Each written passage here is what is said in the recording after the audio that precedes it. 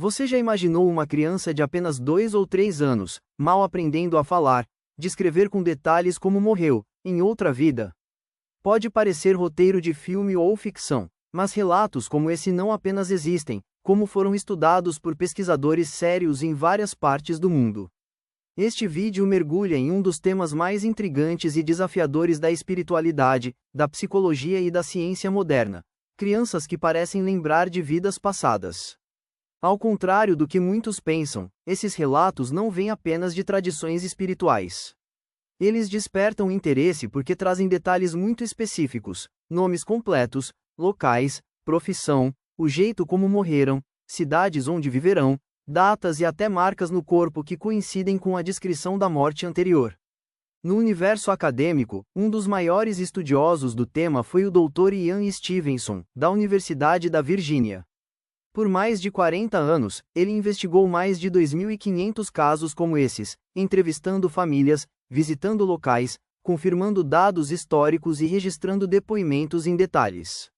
Ele nunca afirmou que reencarnação existe, mas admitiu uma coisa importante: os fatos são difíceis de explicar com a ciência atual. Um dos casos mais impressionantes aconteceu na Índia.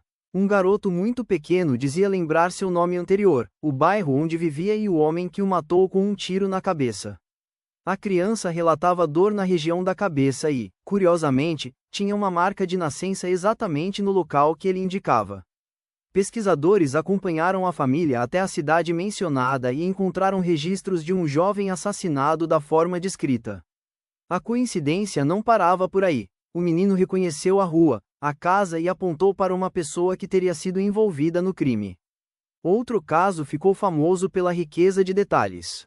Uma menina, ainda aprendendo a falar, insistia que seus pais verdadeiros moravam em outra cidade, descrevia a casa onde vivia, o nome da escola e dizia que havia morrido ao cair em um rio. Os pais, pressionados pela intensidade emocional da filha, resolveram viajar até o local. Para surpresa de todos, descobriram que realmente existia ali uma família que havia perdido uma criança num acidente da mesma forma. Quando a menina viu a casa, chorou, correu e chamou por familiares que nunca conheceu nessa vida. Casos assim não são raros no banco de dados da pesquisa. Uma característica observada por cientistas é que as memórias costumam aparecer entre 2 e 4 anos de idade e desaparecer gradualmente aos 6 ou 8 anos. Para os espiritualistas, essa perda se explica facilmente. Conforme a criança se adapta à vida atual, o véu do esquecimento se fecha e as memórias se apagam. Para psicólogos, pode ser maturação cerebral, substituição de memórias e desenvolvimento cognitivo.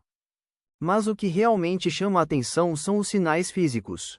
Em muitos casos, crianças que dizem ter morrido com tiros, facadas ou acidentes exibem marcas de nascença exatamente nas áreas descritas, como cicatrizes pálidas, deformidades ou manchas profundas. Ian Stevenson catalogou centenas delas e notou que boa parte coincidia com registros médicos ou com relatos confirmados por familiares da vida anterior. A intensidade emocional também impressiona.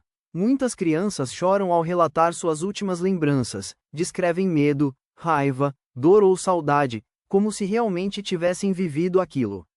Existem casos documentados em que a criança, guiando os pais, encontra a família anterior, reconhece objetos, menciona nomes e descreve acontecimentos particulares que ninguém teria como saber por coincidência. Em algumas situações, antigos parentes confirmaram tudo, emocionados e sem explicação lógica. Mas como explicar tudo isso? Para religiões como o Espiritismo, Hinduísmo e Budismo, a explicação é direta: a alma renasce em outro corpo e, dependendo da proximidade da morte anterior, ainda carrega fragmentos da memória recente. Traumas violentos, mortes repentinas ou situações de grande impacto emocional favoreciam o vazamento dessas lembranças nos primeiros anos de vida. Já para a ciência mais cética, existem hipóteses alternativas: influência dos pais, construção inconsciente de memória, coincidências, fantasia ou informação adquirida sem que os adultos percebam. No entanto, até mesmo pesquisadores céticos admitem que alguns casos apresentam dados objetivos e verificáveis demais para serem descartados com simplicidade. Há também o impacto psicológico nas famílias. Alguns pais ficam assustados, outros emocionados, outros curiosos. Muitos relatam filhos que acordavam todas as noites com pesadelos horríveis até que tiveram a chance de falar sobre o que lembravam. Em diversos casos, após conversarem, os pesadelos desapareceram, como se a criança precisasse desabafar um trauma interior. No Brasil, relatos assim também existem e são frequentemente estudados por grupos espíritas, psicólogos espiritualistas e pesquisadores independentes. Porém, poucas famílias tornam essas histórias públicas por medo de julgamento, exposição ou ridicularização. O fato é que os casos existem, foram documentados, filmados e acompanhados por pessoas sérias. A pergunta que permanece é: o que realmente está acontecendo? Estamos diante de fenômenos psicológicos complexos ou de evidências de que a consciência sobrevive à morte? Talvez a resposta ainda esteja longe. Talvez a ciência caminhe, no futuro, para uma compreensão que hoje não imaginamos. Mas uma coisa é certa: histórias como essas continuam desafiando nossa visão sobre vida, morte e o que acontece depois.